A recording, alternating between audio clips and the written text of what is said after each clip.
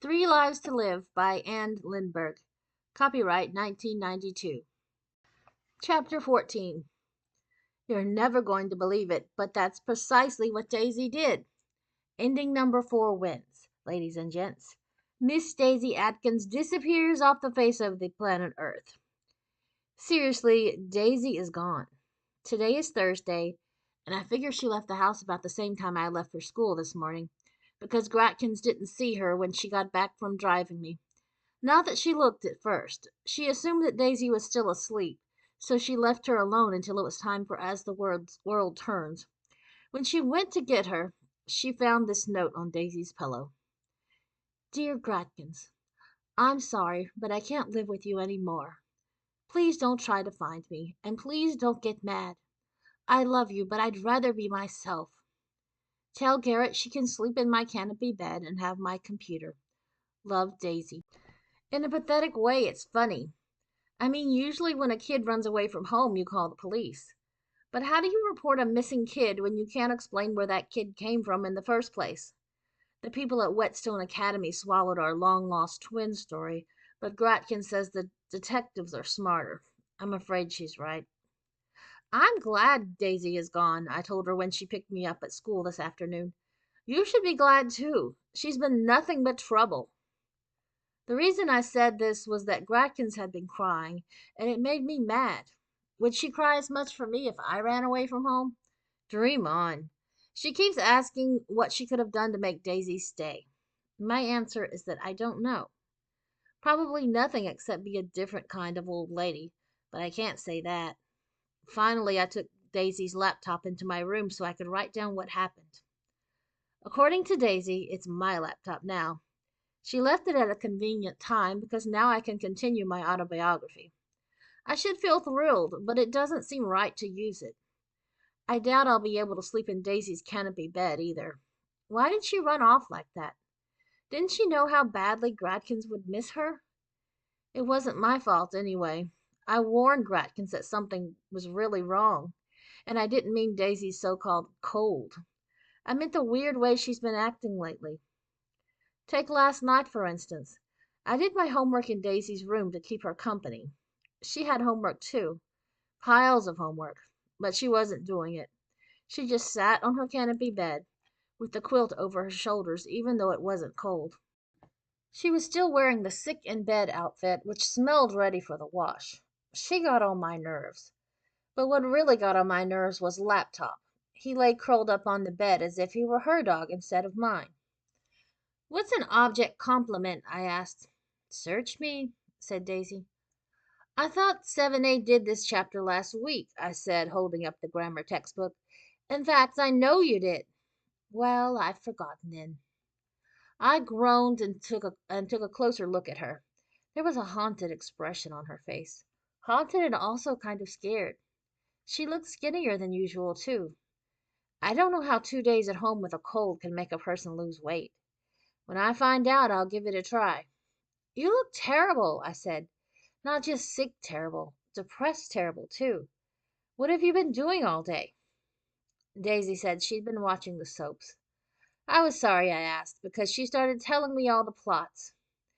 Jack met his parole officer again today, she informed me. Ashley's acting really weird. I wonder if she's going to make it up with Brad. I tried to seem interested.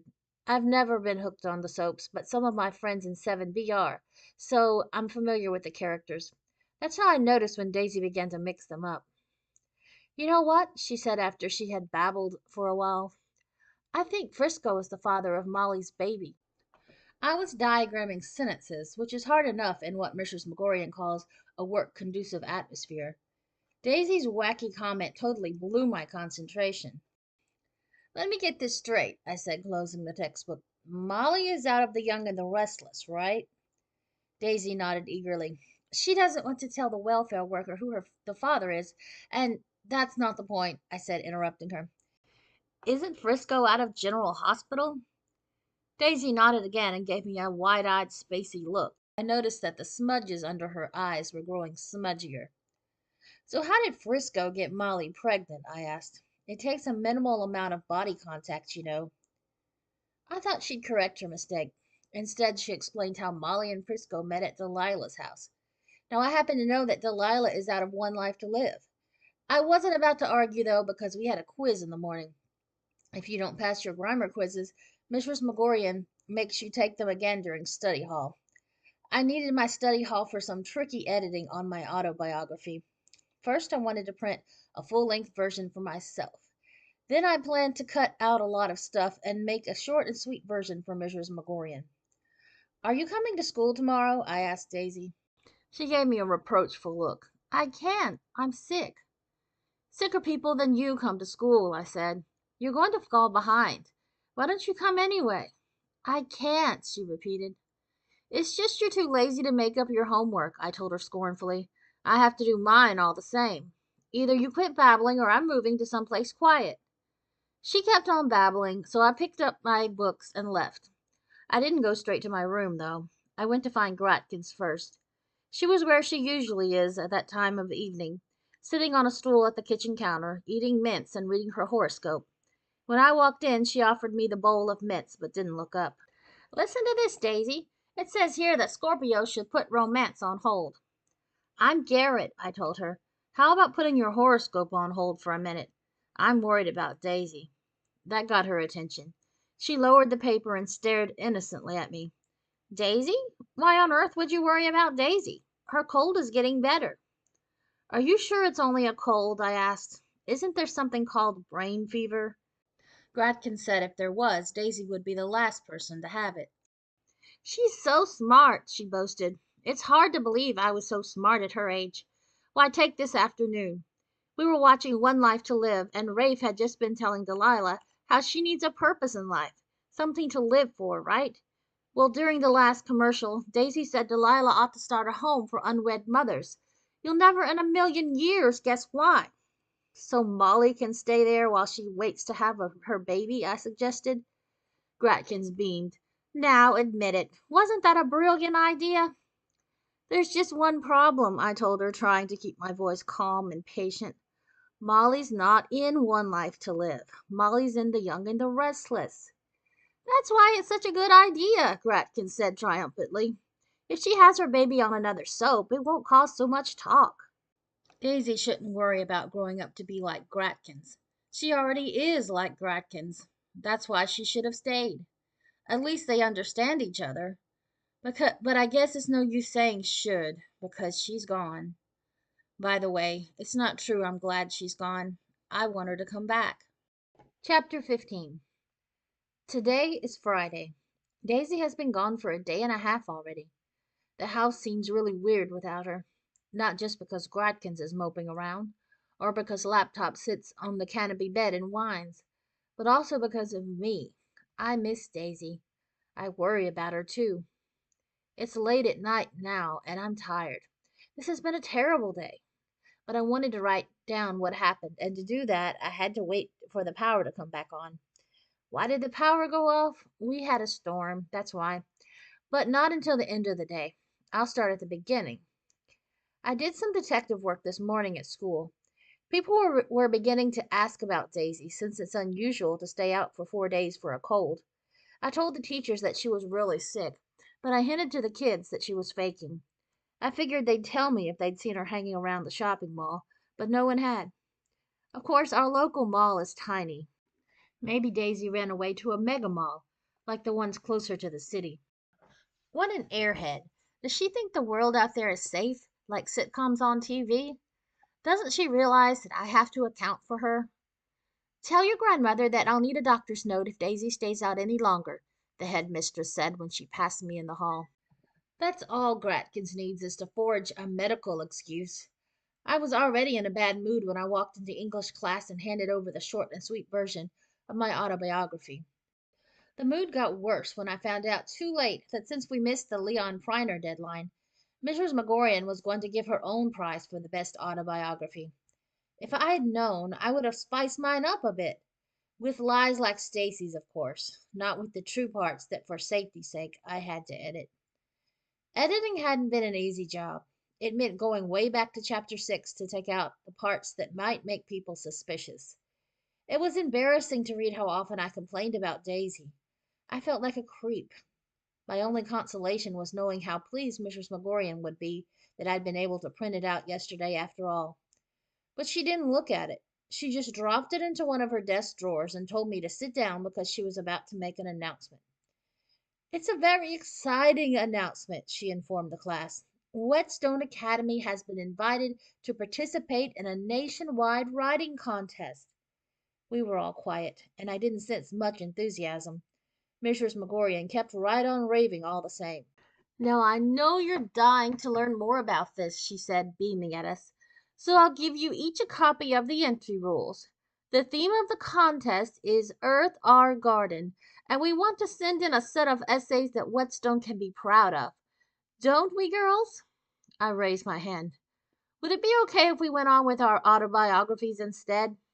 Mrs. McGorian gave me a weary look. I thought I had already made that clear, Garrett. The swap project is over. As of today, we'll stop writing about ourselves and start writing about this planet that we live on. That's kind of silly, isn't it? I asked. She raised her eyebrows. I beg your pardon, Garrett? I knew I'd get into trouble, but I was upset about Daisy, so I didn't have the sense to shut up. It's silly, I repeated. I mean, I take it we're supposed to write about the flora and fauna of our planet, right? I imagine so, but I'd have to look at the rules, she answered warily. If Earth is our garden, then things like seaweed and turnips and skunk cabbage all grow in it, I pointed out. Mrs. McGorian nodded. That's very true, Garrett. And ducks and mosquitoes and gerbils, I continued. They grow in Earth's garden too, don't they? The other girls started to giggle, so I finished up fast before anyone could change the subject. What about people then? How can you say we're not part of Earth, our garden? I never said we weren't, Mrs. McGorian answered coldly. I only said it was time to stop working on your autobiography. Well, that's what's silly, I told her. If I were a gerbil, you wouldn't be telling me to stop working on my autobiography. Do I have to have fur to rate? Garrett, that will do, she snapped. You'll stay after school for detention this afternoon. In the teacher's lounge, not the computer room. I'll expect you there at 3 o'clock. The teacher's lounge is the most dismal place you can imagine. To begin with, there's a strong smell of coffee that's been brewing since dawn. It comes from a tray in the corner with a bunch of styrofoam cups on it, and coffee made, and packets of artificial sweetener. Grim. Then there's a permanent smell of stale tobacco. I happen to know that the health and hygiene teacher used to smoke in there, but this fall the other teachers ganged up on her and said she had to go outdoors.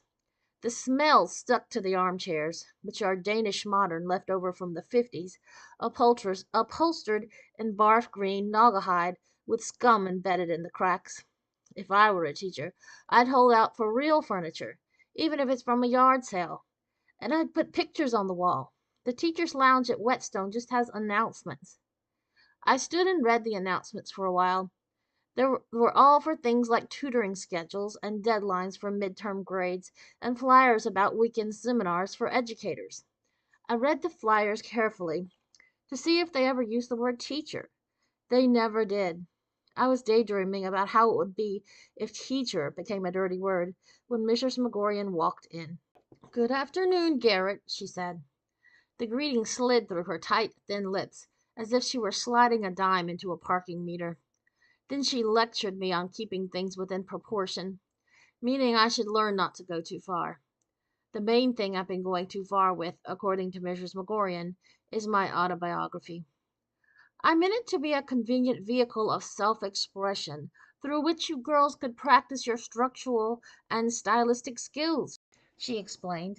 I didn't mean it to become an obsession. Maybe Mrs. McGorian has a dictionary programmed into her, like Daisy's laptop. Obsession? I repeated.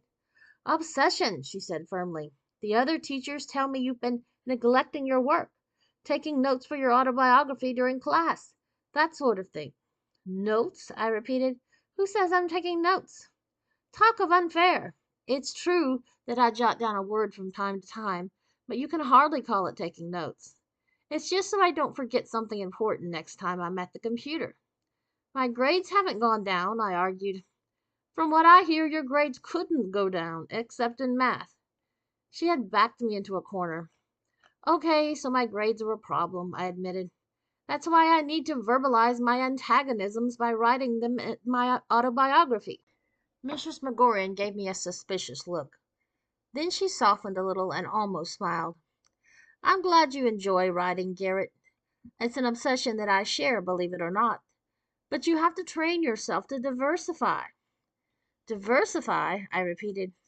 I felt pretty stupid echoing back what she said, but I couldn't help it. I was getting that mouse with a snake feeling again. Mrs. McGorian poured herself a cup of foul-smelling coffee. This new project will make a nice change for you, she said, stirring in Coffee Mate and NutraSweet. It will take you out of yourself. I called your grandmother and asked her to pick you up an hour late. I'd like you to use the time to plan your essay on Earth, Our Garden. I couldn't think of anything else to do for an hour, so I took her advice.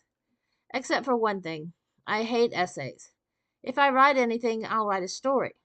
It's going to be about a country called New Pork, where the people are all carnarians, meaning meat eaters, as opposed to vegetarians. In this country, it's okay to eat meat, but eating vegetables is a crime. If you get caught, you go to jail for it. My heroine is called Marion the Carnarian. She hates roadkill, which is all her mother ever serves her. At the end, she gets put in jail for pulling a turnip out of Earth, Our Garden. I wrote for about 40 minutes.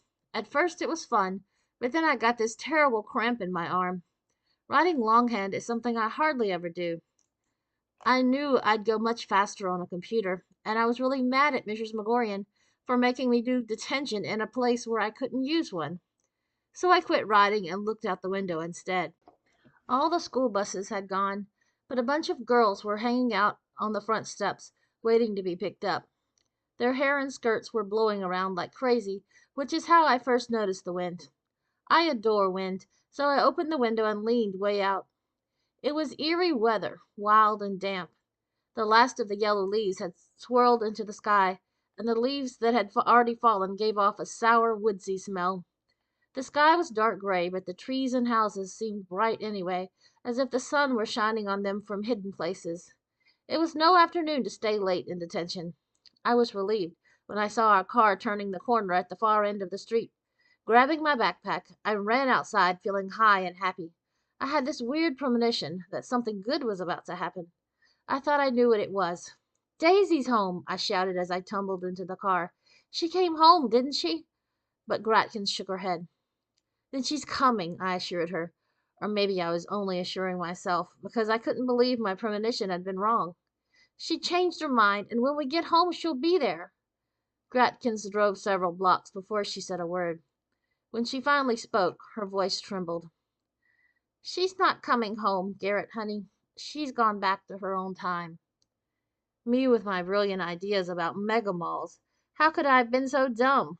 I should have known Daisy would put on that peach-colored party dress and climb back up the laundry chute. Chapter 16. But how did she do it? I asked. How did you find out? It seems it was Laptop who found out. Gratkins was looking for him to take him for his walk, and found him in Daisy's room. She picked up the room a bit while she was there, which is how she happened to notice that the peach-colored dress was gone. She also noticed that Daisy's bed was all messed up from when she had a cold, so she put the sheets in the washer and went to get a clean pair from the linen closet in the upstairs hall. Laptop followed her. And oh, Garrett, Gratkins added shakily, you should have seen how he carried on when he was there, yelping and scratching at that little flap to the laundry chute that your great-grandfather nailed up long ago. Then I noticed that it wasn't nailed up any more. Someone had opened it again, and there was a rope dangling down it, of all things. A rope, I repeated. Why a rope? Why didn't she just slide down the way she did before? Because she climbed up instead, said Gratkins. It makes sense, doesn't it? If sliding down brought her to the future, then climbing back up took her to the past. Daisy is smart. She'd have no trouble figuring it out. She may be smart, but she's not athletic. Hauling herself up that chute would be hard enough in a barf green gym suit. In a frilly dress, it would be nearly impossible. When I told Gratkins this, she said that Daisy had no choice. She had to go home wearing what she wore when she left, she explained. You see, I think she's hoping to be reabsorbed. If she's exactly the same as the Margaret she used to be, the two might merge together. A little knot of ache tightened in my throat. Did that mean Daisy was gone forever? That she had chosen her parents over Gratkins, and some long-ago sister over me? I had a feeling that I was going to cry. But tears were the last thing Gratkins needed, so I changed the subject. What happened on the Young and the Restless today? Did Molly have her baby yet? Gratkins said she hadn't the heart to watch. I tried to think of something else to talk about, but my thoughts kept going back to Daisy. What happened once she climbed up to 1943? How had it felt to merge into the Daisy that she had separated from? I wonder if she was scared, I said aloud. Scared? Gratkins repeated. To go back to the past, I explained. I would have been. Don't you remember anything about it? Like feeling part of yourself kind of disappear one day when you were 12 years old and then come back again when you were 13? Not a thing, she said. I led a perfectly normal life. Except you were cloned, I reminded her. Gratkins shook her head. Cloning is scientific. Something to do with cells. I read about it in the paper. What happened to Daisy was magic. Not everyone notices when something magic happens. I would, I said. She gave me a funny look. Would you? Well, I didn't. Maybe you weren't the noticing type, I said. It's lucky your parents nailed up the flap. Otherwise, it might have happened again. Just think if there were hundreds of Margarets popping out of that chute. Where would we put them all? Gratkins gave me another funny look, but she didn't answer. And I didn't try to talk any more, because by that time we could hear the wind howling even with the car windows shut. When we got home, a couple of big branches had fallen on our front yard lawn, and Gratkins began to fuss about the roof. That's all we need to start the winter, she said gloomily.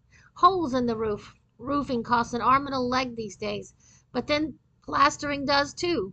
If I let the roof go, the water will leak down through the attic, and the next thing we know, the ceilings will start to flake. I don't know where you expect me to find the money. I couldn't help laughing. I don't expect anything, Gratkins. Nothing's falling on the roof yet, anyway. Gratkins said, how did I know those branches on the lawn hadn't hit the roof first? I told her I knew because there weren't any shingles on the lawn. But she said that didn't prove anything, and I should go up in the attic to look for leaks. There won't be any, I said. It isn't raining. If it isn't yet, it will be soon, she prophesied. She was right. There was a flash of lightning, followed a few seconds later by thunder. The sky grew darker than ever, and rain came pelting down. See, Gratkins said triumphantly. Now we're in for it.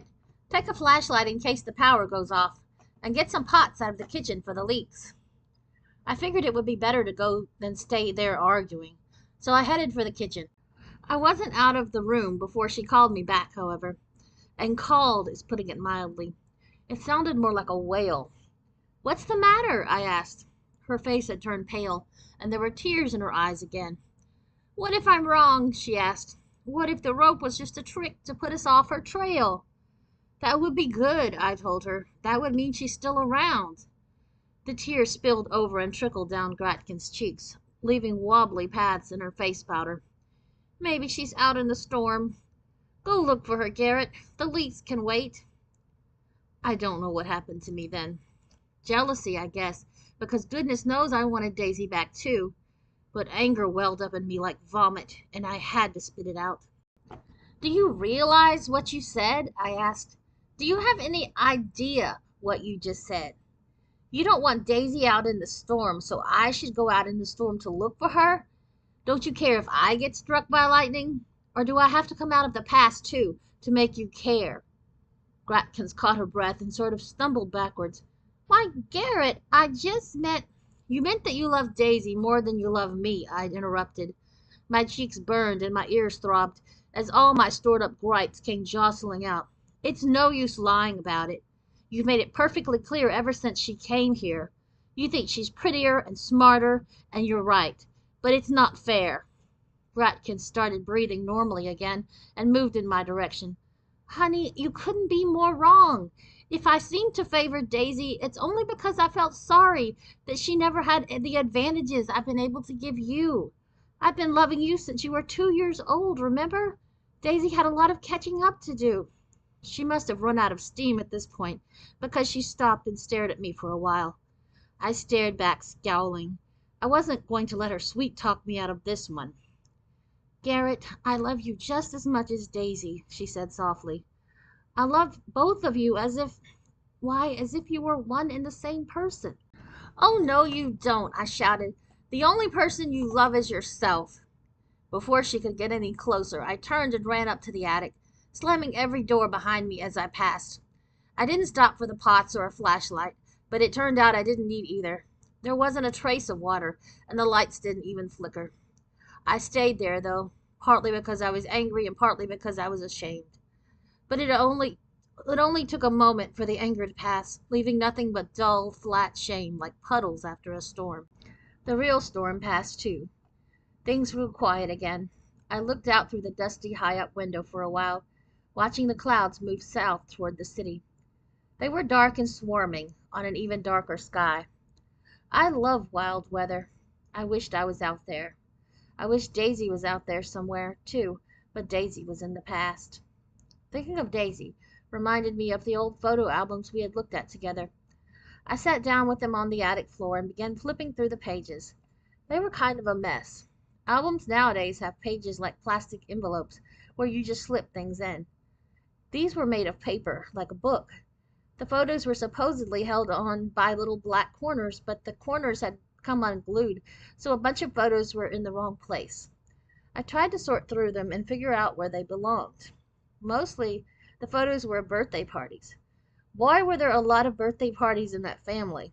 I guess there had to be, with 9 kids. The only ones I recognized were Margaret and her brother Edwin. I set aside the photos they were in, because it was fun seeing how they had changed from year to year. One year, for instance, Edwin had switched from knickers to long pants. It was the only photo where Margaret smiled at him. In all the others, she looked mad. In one photo in particular, where she was just a toddler wearing an old-fashioned lace dress with puffed sleeves, she looked furious. Had Edwin been pinching the skin inside her elbow? I was reaching for another album when a cold chill spread through me. An old-fashioned lace dress with puffed sleeves? Was it just my imagination, or was that dress familiar? I held it up to the light.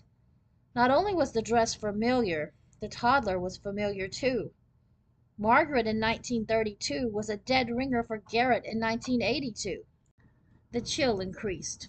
In fact, I felt numb and a little dizzy as I left the attic and went down to Gratkin's bedroom. It took courage to compare the yellowed snapshot of Margaret with the silver-framed portrait of myself, but I had to know the truth. Here is the truth. It was the same child. Now I remember the time I fell on my skateboard and cut my knee so badly that I could see the bone. And I remember going to Gratkin's room in the middle of the night once after a bad dream, and Gratkin's was so still that I thought she was dead. When scary things like that happen, it's as if your insides drop out of you, leaving just a shell. But those times were nothing compared to this. This time I didn't even have the shell. In other words, I had just learned that I wasn't really Garrett after all. Who was I then? Was I the 2-year-old Margaret that Edwin held over the laundry chute long ago? When Margaret's parents saved her in the nick of time, did a copy of her slide 50 years into the future to become me? Were Garrett, Daisy, and Gratkins all 3 the same person? If only Daisy had stayed to help me instead of returning to the past. She might be a little sneaky at times, but she knew how to play her cards right in a crisis. What would she have advised me to do? The answer came in a flash. She would advise me to do what she did herself, compare our fingerprints. Very quietly, in case Gratkins heard me and came up, I took both photographs to my room, where I set them on my bureau side by side. My hands shook when I opened the bottom drawer, but I forced myself to stay cool and think of Daisy. Daisy's hand wouldn't shake, I told myself sternly. Daisy wouldn't chicken out. There's no need to go into detail. From a distance, when you're not paying attention, all fingerprints look the same. But when you actually compare them, it's not hard to notice differences. Ours didn't have many. There was the scar where I cut myself last summer, naturally. Gratkin's had some scars too, and Daisy's prints were smaller, but the patterns were the same. Gratkins walked in while I was staring at them. What are you doing? She demanded. Why were you gone so long? How bad were the leaks? I'll never forget the look on her face when I held up the photos and the fingerprints. I would have expected it to be angry or guilty or scared, but it was just very, very tired. So you know, she said, there were a lot of things I had meant to say. Scornful things, hurtful things. I meant to ask why she'd been lying to me all these years, and I probably would have, except the lights went out. Suddenly Gratkins and I were in total darkness. But she was close enough to put her arms around me, so I didn't say anything at all. Chapter 17. I've heard that most people panic in a blackout. Not me and Gratkins. For us it's like a party, and we both relax. So when the lights went out this evening, we groped our way down to the kitchen where we lit candles and improvised a supper of sardines on soda crackers, followed by cold canned chicken soup. I know that sounds disgusting, but believe me, it was good. What's more, it was fun. I kept getting the giggles, and Gratkins actually laughed once or twice. It was a relief, seeing as she hadn't cracked a smile since Daisy disappeared. I got her to tell me about the April day 11 years ago, when she heard crying in the basement and went down to find an angry toddler in an old-fashioned lace dress with puffed sleeves. How did you know who I was? I asked. Gratkins admitted that she hadn't known at first. After I got you calmed down, I was going to call the police. What made you change your mind? The dress, she said. Our initials were embroidered on the pocket, M.A. And naturally, after that, I went up and looked at the old photographs. For once, Gratkins wasn't mad at me for asking questions. I must have asked a million of them, mumbling through bites of cracker with sardine. Who wouldn't ask questions after finding out they weren't who they'd grown up thinking they were? I don't remember a thing about it, I said. Wasn't I scared? Gratkins shook her head. Just angry. At Edwin, I assume. But you weren't frightened, even though you were bruised up a bit. You were a brave little thing back then, and you stayed that way. I wonder why growing up in my own time made me so timid. You're not timid, I protested, and I don't think I'm very brave. Not as brave as Daisy, anyway. Gratkins looked surprised. You don't think much of yourself, do you, Garrett? You've already told me you're not as pretty as Daisy, nor as smart. Now it's not as brave. I had no idea you were lacking in self-confidence. Or are you just being coy? I took offense at coy. It's a prissy word that no one uses anymore. Not at Whetstone, anyway. By the time I finished telling Gratkins what I thought of it, she was laughing again. You're smart and brave if you can stand up to me that way, she said. You're pretty, too, but I won't waste my breath trying to convince you. Just so long as you stop thinking I love Daisy best. We were quiet for a while after that, both of us remembering Daisy, I guess, and both of us missing her. I didn't exactly blame Gratkins, but I couldn't help thinking that if I'd known who I was, I might have stopped Daisy from going home. Why did you keep it a secret? I demanded. You told Daisy who she was, so why didn't you tell me? Gratkins shrugged.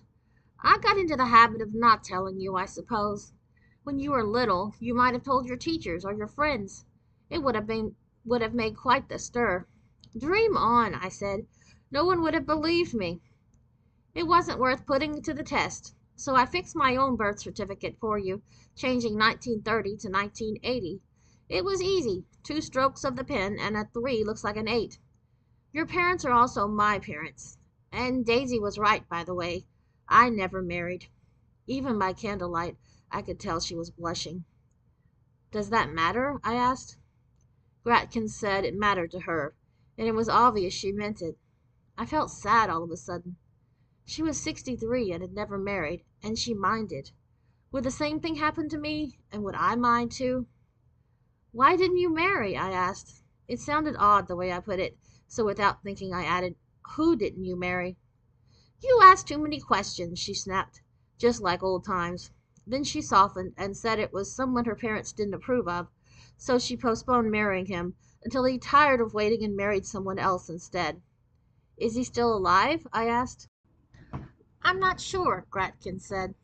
If so, he's quite elderly. He was a good 13 years my senior, you know. I don't know, I said. It doesn't matter, though. Either he's dead or he's much too old for me. Gratkins laughed. Well, no one's asking you to marry him. Aren't I you? I asked. Don't I have to do what you did? That made her sober up again. Yes, you're me. So is Daisy. But times have changed, and young people have changed too. You and Daisy needn't make my mistakes. I shrugged. Daisy isn't here to make mistakes. But if she were, they'd be her own mistakes, Gratkins insisted.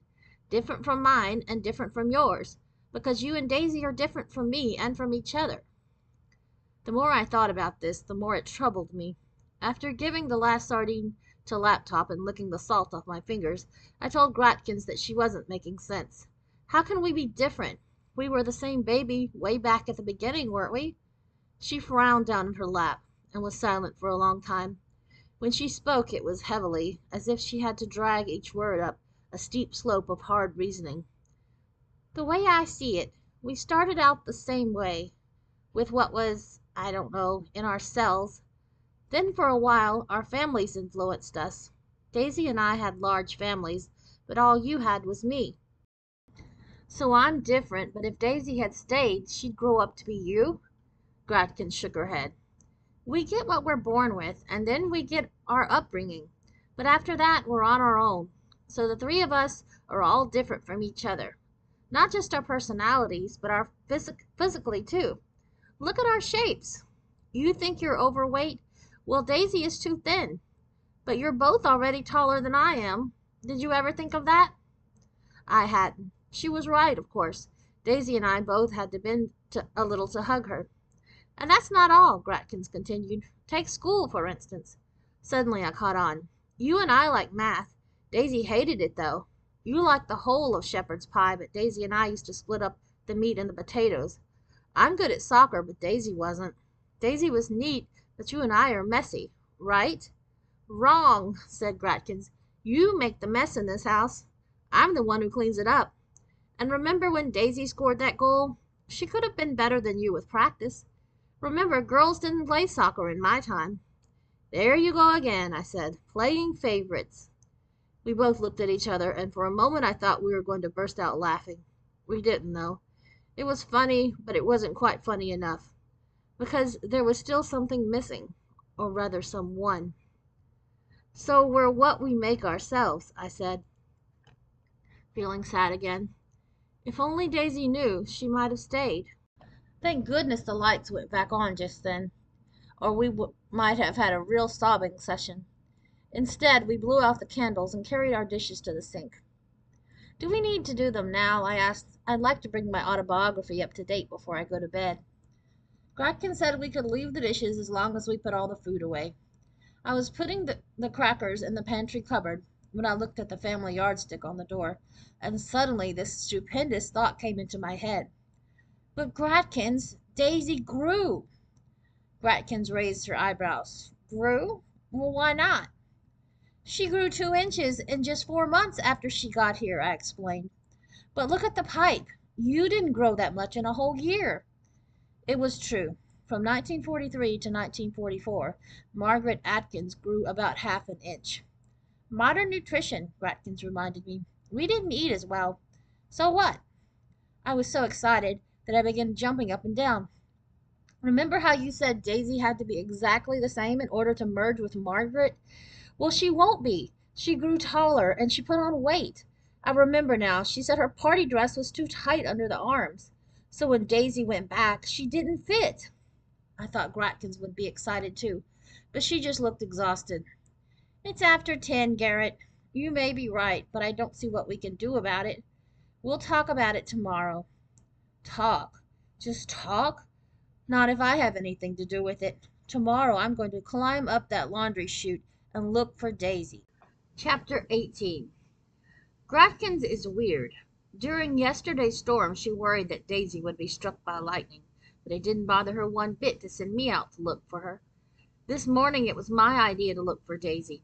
But what did Gratkins do? You guessed it. She said no. Today is Saturday, she announced cheerfully when I came down for breakfast. What do you say we drive into town and do some Christmas shopping? Sure, I said, as soon as I get back. Back from where? She asked, as if she had forgotten what happened last night. When I reminded her about going up the laundry chute, she said, It's not safe, honey. Why, we're not even sure if it would work. It worked for Daisy, I reasoned. She went up that chute and we never saw her again. That proves she got back to the past. It proves no such thing, said Gratkins. The flap was open at the top. She could have snuck downstairs and run away. Okay, I said, so if it doesn't work, I'll sneak downstairs and go Christmas shopping with you. She still said no. What if you slip and break your leg? What if you fall and break your neck? What if you merge into Margaret and never return to 1993? What if I bring Daisy back for lunch? I asked. She seemed to waver a little. At least I won't get struck by lightning, I promised. I might even stay warm and dry. A smile twitched the edges of her mouth. Chicken, I grinned, and I went to change my clothes. Why change my clothes? Because I was going to 1943, of course, and I had seen enough old photos to know that back then kids, even boy kids, didn't go around in boxer shorts over long johns with a Grateful Dead sweatshirt on top. But what should I wear? If I climbed out into Edwin's birthday party, I should at least dress like a guest. This wasn't as easy as you might think. Jeans were out, for instance. Gratkins had often told me how most girls didn't go around in jeans until the 50s. No, it would have to be a dress. What dress, though? I consulted the photo albums for inspiration. Then I rummaged through a couple of old trunks. I was looking for another frilly dress like Daisy's, but I didn't find one. I found a couple of good skirts, however. By the time I had finished putting my costume together, this is what I wore.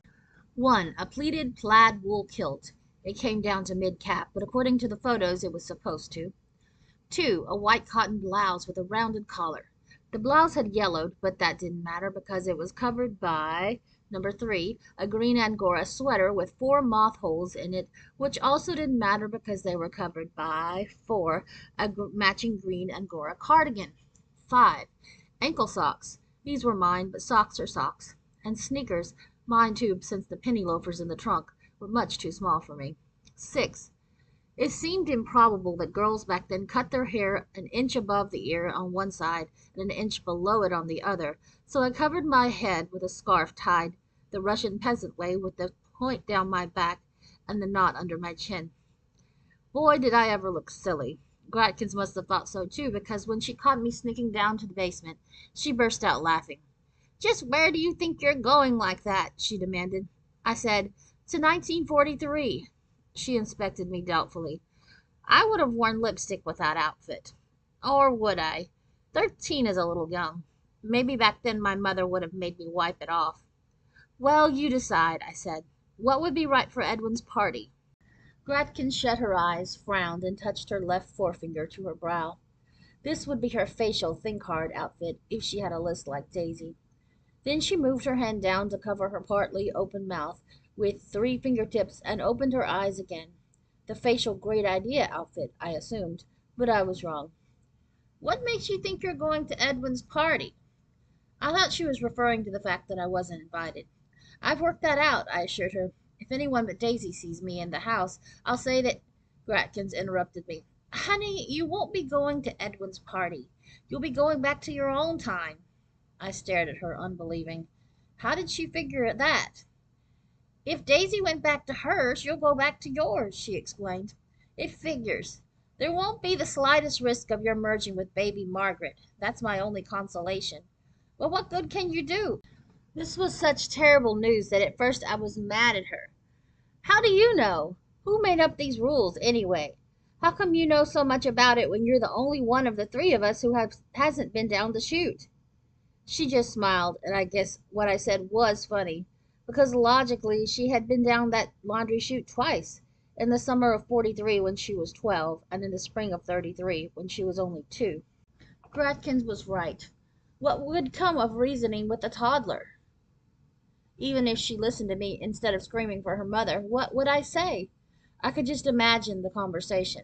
Garrett. Hello, little cutie. Margaret. Why? Garrett.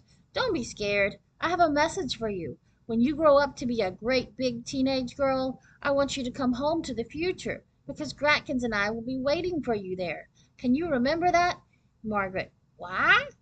Garrett. Oh, it's easy. You just jump down the laundry chute. Margaret. Mama! Seriously, How could I get to Daisy, 13-year-old Daisy, and persuade her to come back to us? You can't, said Gratkins. But I have to, I said. What if I leave her a note? It'll say, for Margaret, do not open until you are 13 and your nickname is Daisy. I can write all that stuff about how you are, what you make yourself. She'll have to wait 11 years before she reads it, but for us it would be only a matter of hours, minutes even. Forget it, said Gratkins. The Margaret who read that note wouldn't know who we are. She would never have lived in the future. She'd think it was a joke. Edwin's joke, maybe. The last thing she'd do would be slide down the laundry chute. So I changed back into my jeans and a sweater, and we went Christmas shopping after all. I can't say it was much fun. The weather was against us for one thing. Dreary December weather, damp and cold. They were playing Christmas music at the shopping mall, but it was the generic kind where Jingle Bells blends into Oh Holy Night, and you don't really notice there's music at all until suddenly it drives you crazy. There was a Santa at every corner, and every single one of them wanted money. As for me, all I wanted was my sister Daisy, and everything I did or said reminded me of her. What do you want for Christmas? I asked Gratkins. Before she could answer, I remembered asking her the exact same thing about her birthday. Her answer had been for me to live in harmony with my new sister. Never mind, I said quickly. Whatever I buy has to be a surprise. What do you want? Gratkins asked. I opened my mouth to give the usual answer, my own laptop computer. Then I remembered that I already had Daisy's. See what I mean? We should buy a little something for your teachers at school, said Gratkins. We do that every year. Why not skip Mrs. Megorian and save some money? I suggested. When it comes to certain subjects, Gratkins is humorless. Where's your Christmas spirit? She demanded. This year especially, when she taught both of you. So it went. We both tried to avoid the issue that concerned us most, Christmas without Daisy. We were both unsuccessful. I don't care, I said at last. I'm going to get her a present anyway. Which is why we left the mall and drove to the warehouse on Mount Pleasant Street, where I bought a flowery, flouncy pillow sham for Daisy's canopy bed. I cried most of the way home. So did Gratkins, although she tried to hide her tears behind a pair of sunglasses. Sunglasses on a day like today? Give me a break. Nevertheless, I admire Gratkins. She's cool. What's more, she's smart and brave, and even fairly pretty for an old lady of 63. If I grow up to be like her, I won't complain. There will be one thing different, though. When I grow up, I'll be an author. How do I know? Because of something Leon Priner said. That's how. Remember when Mrs. Megorian asked how he created a chilling aura of suspense, and he answered that the suspense was already there and he felt obliged to write about it? Well, that's me. Lately, whenever something happens, I have to write about it. So when we got home today, I came straight upstairs and set up Daisy's laptop. Except I didn't just sit down and write. First, I wanted to go back to the beginning of my autobiography and read everything I've written so far. And I only got as far as the final draft of chapter 1 when I noticed something that absolutely blew my mind. Here's where the intelligent reader says, "Hey, wow, Garrett Atkins is going to reveal all." Don't get your hopes up. It's nothing that you didn't know before. But if you do a little simple mental arithmetic, you'll understand. To help you, I'll print it once again. Be 50 years ahead of your time. Acme Superior Household Products give you a new lease on life. The key word is 50. Gratkins and I knew that I arrived 50 years after the year when I was 2, and Daisy arrived 50 years later, 50 years after the year when she was 12. What we didn't think of was the day. Daisy left the past on July 24th, which is exactly the date she arrived in our time. Edwin held me over the laundry chute in the spring of 1933, and according to Gratkins, I arrived here in April. The point is, I bet it works the same in the other direction. Daisy left again on December 2nd, 1993, so she landed on the same date 50 years earlier. Today is December 4th. If I climb up the chute, I'll only be 2 days later than Daisy. When I climb up the chute, I should say, because that's precisely what I intend to do as soon as I print out this chapter. Why print out the chapter? For Gratkins to read in case Daisy and I don't come back. No one really knows how the magic works. No one knows the rules. All along, the three of us have just been guessing. Chapter 19. The big problem with an ongoing autobiography is that the intelligent reader knows I live to tell my own tale. You may have been in suspense at the end of chapter 18, but not too much suspense, because it's pretty obvious that I got home again, unless 1. Gratkins wrote the end, or 2. I took the laptop with me to the past and died there, but the manuscript survived. However, if you're tempted to switch to the story of how Priscilla Perry married a love-crazed horse, ask yourself this: what happened to Daisy? Stop reading now and you'll never know. So picture me changing into those old-fashioned clothes again and sneaking down to the laundry room. Then picture me climbing inside the chute and testing Daisy's rope. I may be slim and mature, but I still have a few pounds on Daisy. What's more, I didn't trust her not. It was dark in that chute, especially after the first couple of yards. Dark and stuffy. At least it was narrow, so I could lean against the back while I worked my way up the front. The chute was on a slant, thank goodness. I don't think I could have climbed straight up. As it was, I nearly chickened out. I would have if it hadn't been for Gratkins. "Garrett!" she called. "Garrett, honey, I need you!" Her voice echoed, frail and anxious, upstairs in our big, old, empty house. Did I feel sorry for her and come out? Wrong. I felt mad. Mad that someone so nice, who cared so much about two 13-year-old girls, shouldn't have them with her, safe and sound. From then on, I didn't hesitate. Holding tight to the rope, I inched my way higher and higher. It was hard, lonely work. That chute smelled bad, and as I suspected, there were cobwebs everywhere. They kept getting in my nose, but I couldn't brush them away. I needed my arms for climbing, especially after I got a cramp in my left calf. Another annoying thing, my own breathing was too loud. It rasped in my ears as if I was being pursued by some beast out of a horror movie. And you guessed it, I got scared. Imagine being scared of your own breathing. There was nothing I could do except go back or go on, so I went on. Believe me, it took forever. The ceilings are high in our house. It's a long way from the cellar up to the second floor. But after a while, things began to change. The smell, for one thing. It wasn't as rank and stale, and I heard voices again. Children's voices and footsteps in the corridors. "Edwin! Edwin!" There came a shriek of laughter and a door slammed. Was I imagining things, or could I see just the faintest glow above my head? A moment later the glow widened into a flash of light as something dropped onto what, considering my position, I guess you'd call my lap. Don't ask me what it was, I don't want to know. It was wet and it stank. That's all I can say. It was also small, a fact for which I was grateful at the time. When were you last grateful that something small, wet, and stinky fell in your lap? The key word is small. Anything larger would have sent me tumbling right back down to the laundry room. "Edwin!" someone called again. The voice was loud and clear, and I must have reached the second floor, but now what? This was no longer an empty house. 9 children lived here, plus their parents, plus, what had Gratkins told me, a cook and a maid named Lena? When I climbed out, I was likely to meet someone. I hoped it would be Daisy. By the time I had wriggled past the flap into the linen closet, I was not in great shape.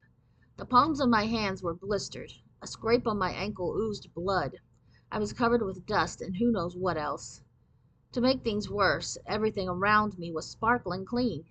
For as long as I can remember, Gratkins has used the linen closet shelves for storing Christmas ornaments, tools, and shoeboxes full of old financial records. She keeps sheets in there, too, but not very many of them. What sheets we own are mainly on our beds. These shelves held stack upon stack of sheets, plus bath towels, linen guest towels, tablecloths, you name it. Each stack was neatly folded and without exception white. I didn't want to mess anything up, so I edged out into the corridor before giving myself a shake. There were voices quarreling in the room that in 1993 would be mine. Should I crack open the door and find out who they belonged to? Better not. Better hide. But where? Familiar as I was with the house, I felt disoriented. How different it seemed from the one where I grew up. It was as if our house was half dead while this one was alive. The corridor floor was polished, for one thing, with a long strip of carpet down the center. Each lamp bulb wore a little hat-like shade. Pictures hung along the wall, and the window over the landing by the stairs was heavily curtained, blocking out the light. Behind the curtains, that's where I'd find shelter. I hurried toward them, but when I pulled them apart, I was so startled that I forgot to hide. It was growing dark outside, but I could see well enough to notice that the streets had vanished, and so had the house next door.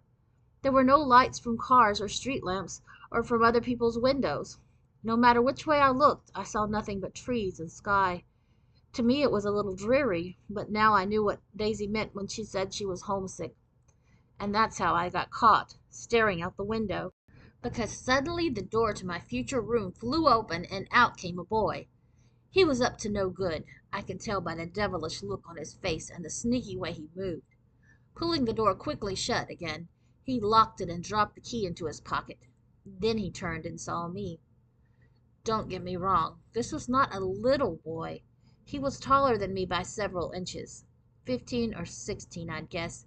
Dark hair, dark eyes, slim, gawky around the knees and elbows, but self-assured all the same.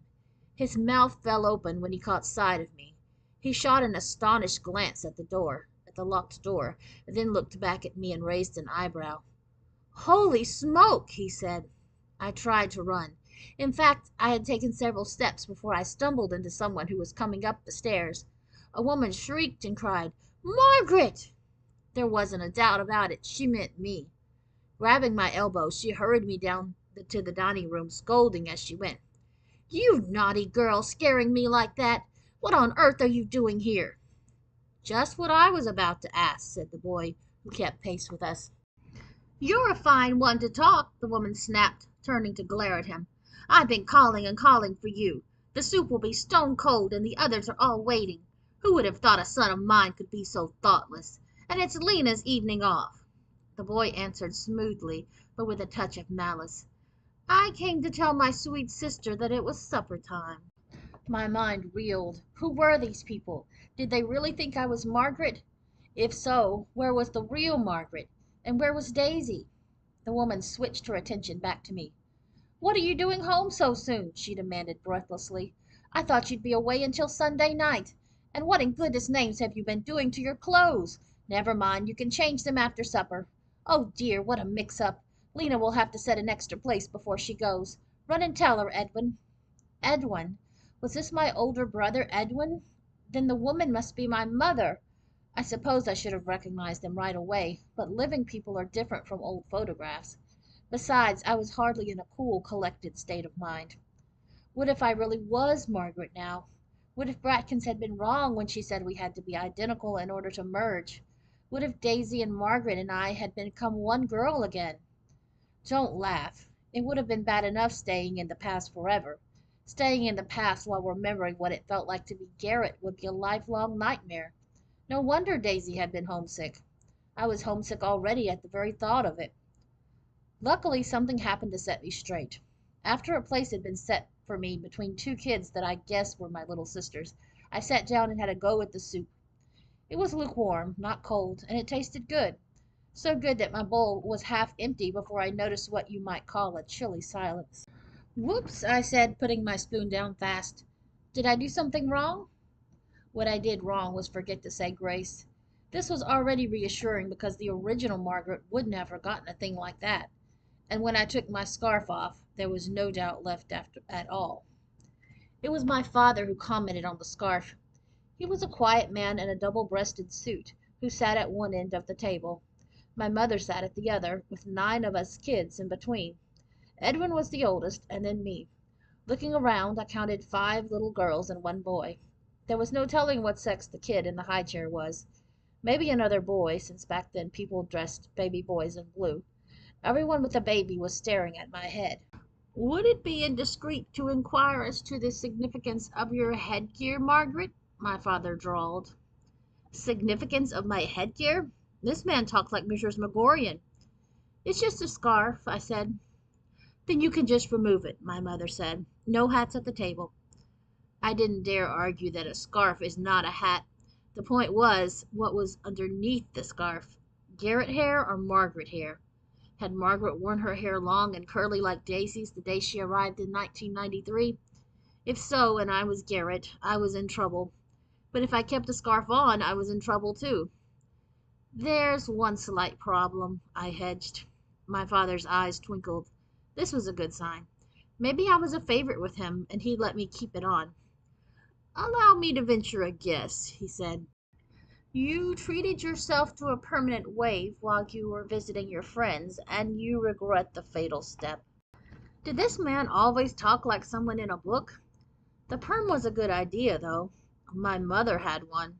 Her hair had been crimped into little ripples that seemed plastered to her scalp. In my opinion, she's the one who should have been wearing a scarf. Chances were I didn't have a perm, though. What should I do? In the end, I had no choice. Remove it, Margaret, my mother said again, and I could tell that she meant business. So I removed the scarf, and without even reaching up to feel my hair, I could tell it wasn't long and curly, and that I hadn't had a perm. The only kind of hair that could make my sisters giggle and my mother gasp with horror was hair cut an inch above my ear on one side and an inch below it on the other. Looking back, the whole scene baffles me. Even after she grew, Daisy was shorter than I am, right? To say nothing of thinner and prettier. Daisy was Margaret until she was 12. Logically, if I didn't look like Daisy, I didn't look like Margaret either. Then why didn't this family guess that I was a fraud? Because it was so unlikely, that's why. At least that's what Gratkins thinks. Who could be bothered to impersonate a 13-year-old girl? And in a family of 9 kids, according to Gratkins, you don't get as much individual attention as when you're an only. So even though Margaret hadn't been gone for more than a day or so, and even though she came home taller and not so pretty, with a weird haircut, her family accepted her. Not the whole family, though. Not Edwin. He kept his eye on me the whole way through supper, and there was no mistaking his expression. He knew something fishy was going on and meant to find out what it was. Meanwhile, he looked at me mockingly. What did I do? I stuffed my face. This may sound insensitive, but I had several reasons. One, in a family where you don't wear hats at the table, for sure you don't talk with your mouth full. In other words, I couldn't answer questions. 2, who was to tell where my next meal came from? 3, the food was good, and 4, I happened to be hungry. There were a lot of forks at my place, but they didn't scare me. Gratkins may have sold most of our silverware, but she taught me all that nonsense about starting at the outside and working in. I only made one mistake, and it had nothing to do with forks. It had to do with the way I ate the main dish, which was pork chops with peas and applesauce. Have you guessed what I did wrong? Here's a clue. I had prepared a scrumptious mouthful of sauce over meat, with 3 peas on top when Edward made his crack. Have a look at the princess, Ma! She's eating normally for once. The scrumptious mouthful stayed where it was, kind of frozen halfway between my plate and my mouth, while Edwin got scolded for drawing attention to the much-needed improvement in my finicky attitude toward food. It served him right. It seemed wiser not to stay improved, however. From then on, I did a Daisy. In case you don't remember, that means a nibble of pork followed by a taste of applesauce followed by 1 pea. I even wiped my fork on my napkin between the sauce and the pea. I should have known that Daisy brought her attitude with her from the past.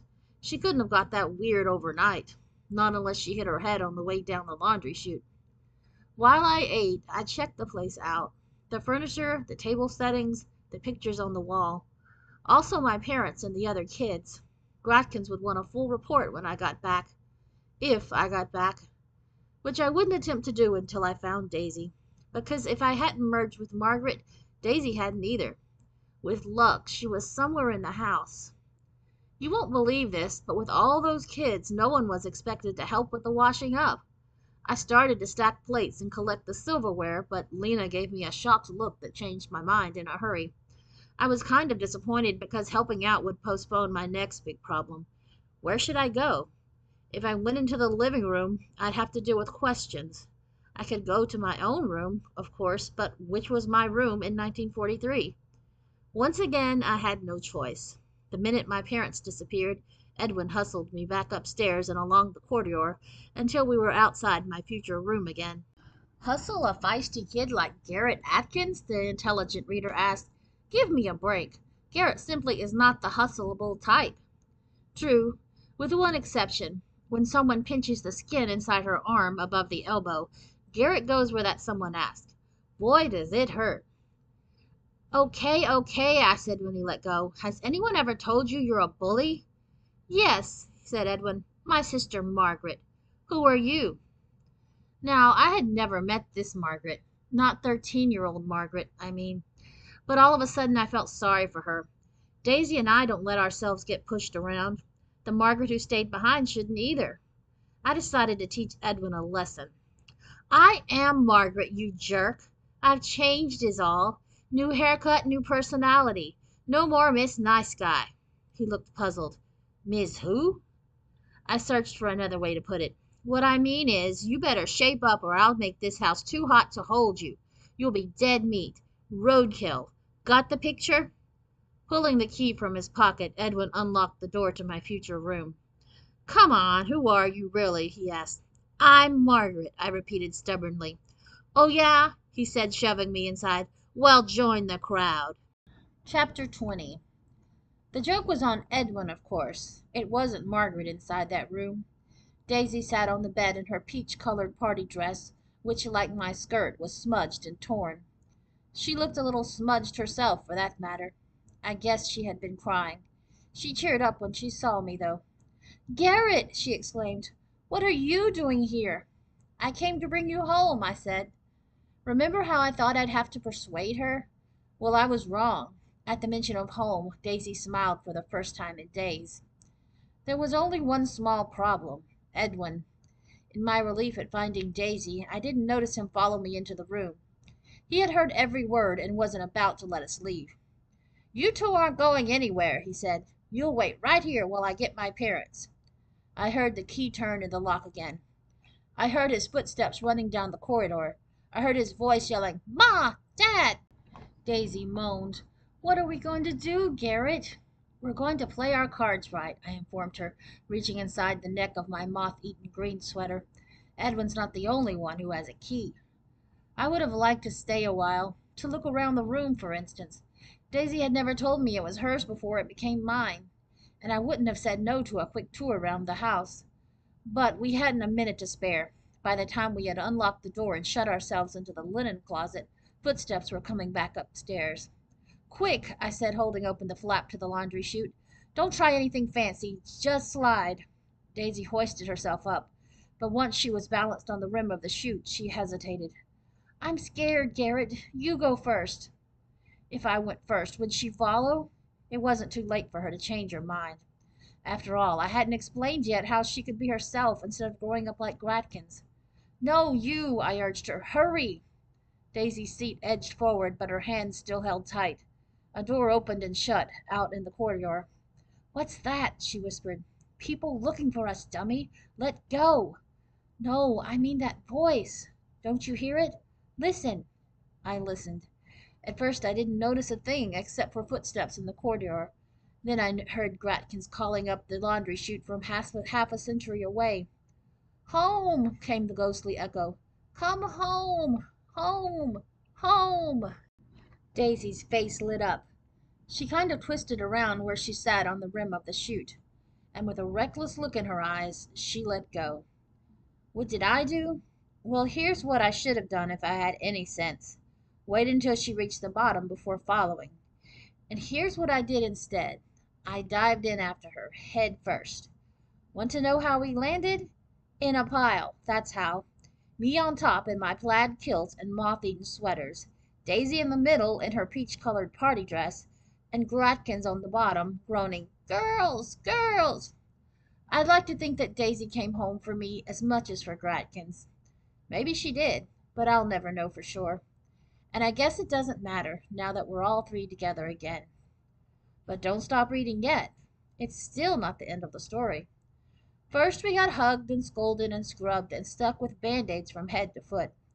Then we got soup and sandwiches. I already ate 50 years ago, I told Gratkins. Gratkins said, Don't get fresh. I'm hungry, Daisy announced. It may be your second supper, but it's only my first. Did Edwin bring you lunch at least? She shook her head and pulled apart the two sides of her sandwich. That little nerd, I said. Let me guess. He starved you the whole of yesterday, too. Bit by bit, Daisy's story came out. When she went back to the past on Thursday morning, her first thought was to hide. It was no longer summer outside the window, she explained. She wasn't sure how long she'd been gone. I didn't even know for certain that I was Margaret again. I hid in the attic, and late that night I snuck down for food. It was spooky. I'll bet it was, I said. Scraping the mayonnaise off the bread and depositing it on her plate, Daisy continued. Yesterday it was different. There was still no sign of another Margaret, so I thought maybe we had joined together again. When no one was looking, I went back to my room. And Edwin found you there? Gratkins prompted. Daisy shook her head. My sister found me there, my real sister, that shared the room with me. Then she went and told Edwin. I don't get it, I said. You thought you were Margaret again, right? Everything was above board, so why did you let him lock you in your room? Daisy placed the two slices of bread on the mat beside her plate. On the plate itself she had laid out the lettuce leaf, the pickle, and the slice of turkey breast. Nothing touched. It all gets mixed up again in your stomach, you know, I reminded her. Daisy ignored me. Margaret was visiting friends. She left Wednesday, and she wasn't expected back until Sunday night. So she could have changed her mind and come back early, couldn't she? That's what I told Edwin. The problem was he just talked to her on the telephone. So he went straight to the phone to make sure and talked to her again. And that's not all. Remember what Gratkins told you about the dress? My mother tore it up for rags back in July. So when Edwin saw me wearing it, he knew something was wrong. I nodded. So why didn't he tell his parents? He was going to, Daisy said. But I was scared that once they knew about me, I'd never see you and Gratkins again. So I tried to bribe Edwin. I said I came by magic, and I'd tell him about it if he left me alone for just 1 minute in the linen closet first. And he wouldn't agree. He wanted to be in there with me. That's what we were quarreling about when you arrived. Only I didn't know it was you. I heard Mama call you Margaret, so that's who I thought you were. But I am, I told her excitedly. I mean, not just my name. I'm the same Margaret as you and Gratkins. I began to explain, but she interrupted me. I guessed that, she said in a calm voice. I had a lot of time to think while I was locked in my room. I remembered what you said about turning up in an old-fashioned dress with a piglet in your pocket. Digging into her own pocket, Daisy drew out 3 china animals. Then she leaned across the table and lined them up in front of me, a boar, a piglet, and a sow, all facing the same direction. You weren't lying after all, she said. I'm sorry I broke the piglet, but here's the one that stayed in the past. Now you can have the whole family. Gosh, do you really mean it? I said. There was an awkward pause before I added unwillingly, I guess you should have your laptop back. And your canopy bed, of course. Here's a test for the intelligent reader. Which was Daisy's answer? 1. Oh no, I wouldn't dream of accepting them. I feel really bad that I didn't share them in the first place, but now they're yours. 2. Thanks, Garrett. If you have even the slightest doubt what Daisy said, you should be reading Stacy Farnham's autobiography, not mine. Remember when Mrs. McGorian asked about moods? Well, now that I'm near the end, I can tell you what my mood is. Realistic. Stacy's is nauseating. Oh, well, I'm glad you're back anyway, I said. Friends again? Asked Daisy. Friends, I agreed. Sisters, you name it. Gratkins was in seventh heaven. Practically crowing with delight, she offered to read our horoscope. Spare me, I said, but does Gratkins pay attention? Scorpio should put cold water on the flames of romance today, she reads. Social graces win you new friends, but it's a poor time for gaining financial backing. I laughed. So what's new? Just when I was congratulating myself on the 3 of us being back to normal life, we heard the noise. A hollow rumbling behind the wall, like an indoor avalanche. Laptop growled, and his hackles rose. Daisy and I both froze. As for Gratkins, she just bit into her turkey sandwich and mumbled calmly, Could that be another Margaret coming down the chute? Daisy and I may be a little weird, but Gratkins is downright crazy. Another Margaret, I exclaimed, and you sit there chewing? I held my breath, hoping she was wrong. Not that I'm selfish or anything. We live in a big house, and there's plenty of room for another kid. Nevertheless, I couldn't help thinking how many months it had taken me to come to terms with Daisy. Would I have the patience to go through it all over again? But Gratkins was right. Partly right, that is. Someone had come down the laundry chute. Someone was stomping up the cellar stairs. Someone flung open the door into the kitchen and stood there grinning. Only it wasn't Margaret.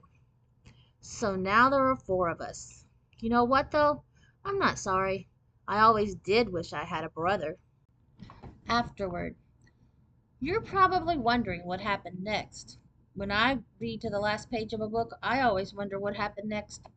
And don't expect me to fall for the happily ever after line, because I don't buy it, not even for princes and princesses. Especially for princes and princesses. So here's what happened next. 1. Edwin obviously couldn't go to Whetstone Academy, so Gratkins enrolled him in the local high school instead. This was great for Daisy and me, for reasons I won't explain, but I'll give you a hint. Not one of them wore a skirt. 2. Gratkins moved my old bed into Edwin's new room and bought me bunk beds instead. 3. Stacy Farnham eloped with a love-crazed Duke. 4. Daisy ended up giving me the laptop after all. She decided her way of being different would be piano lessons. So Gratkins called up the music shop on Mount Pleasant Street, and we finally have a piece of furniture in our empty dining room, a rental-purchased piano. 5. Ardith Schaefer won the prize for the best autobiography. Mrs. Megorian was disappointed in the short and sweet version of mine. The first 5 chapters showed promise, she explained, but it got a little flat and boring toward the end. She was nice enough to admit that it wasn't my fault, though. She said that so far I seemed to have lived a flat and boring life. I didn't mind too much because, 6. I won the Earth Our Garden prize with my story about Newport. 7. Edwin and Daisy and I are planning a trip together down the laundry chute. I can't wait to find out what life is like in 2043. Mrs. Megorian says that the professional author always leaves the intelligent reader with a question in his mind. Here's a question for yours. One of the things I just listed isn't true. Which one? Number 3, of course, says the intelligent reader. Wrong, so start thinking.